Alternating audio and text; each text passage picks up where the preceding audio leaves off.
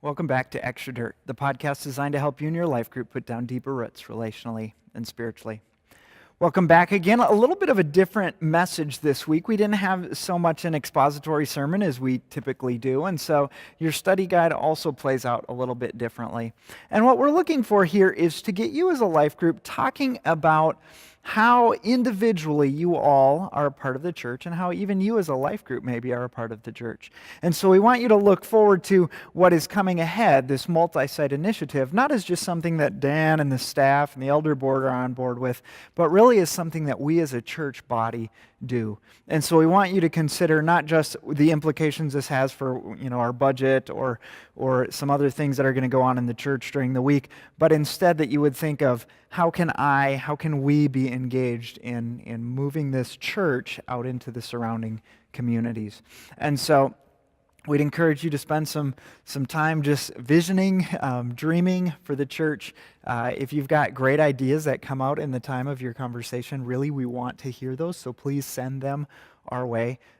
But really we hope to inspire in you sort of this excitement and this passion for what is to come. It's really a great opportunity for us to do something that we have the resources to do here that many churches around us do not have the resources for. And so we're excited to bring the depth of teaching that you have come to love and to appreciate and to demand of your preaching staff, and then to extend that to other communities. So we're excited for where this is headed. We really are. And we want the church to be on board, not just in as much as we're saying, okay, fine, go do it, but also in saying, hey, we want to be a part of this too, and so how can we do that?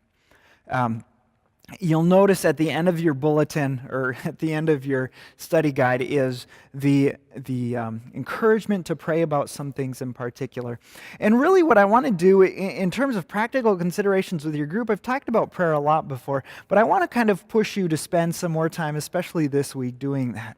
And the reason for that is that prayer is an incredibly intimate thing that we do with God and with other people. It really exposes the thoughts and attitudes of our heart when we talk to God. And so we want to encourage you to spend some in-depth time in prayer. There's a four-letter acrostic that many Christians throughout the years have used in order to help keep your prayer from becoming monotonous or hard to concentrate. And that's to go through the letters that spell out ACTS, which would signify adoration. We spend time just praising God for who He is, for things He has done. Then we have a time of confession where you, as an individual, might spend time confessing sin or just wrong attitudes that you have had. Then we have a time of thanksgiving, where we thank God for all that He has blessed us with, whether spiritually or relationally or even physically, materially.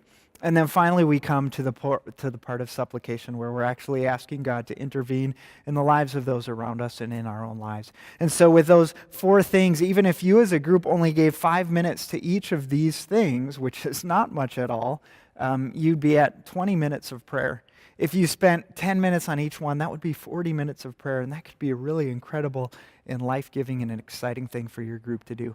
So, given that you have less content-related questions to work your way through this week, I'd encourage you to take that extra time to do the prayer, and then as your group kind of gets engaged and involved in that, to make that a priority going forward, that every week you would spend a little bit more time in prayer. Realistically, as we go forward with this multi-site initiative, what's going to happen is this will succeed or fail based on the work of the Spirit. We're not thinking that we have the ability and the resources to just make it happen by our own will or by our own accord.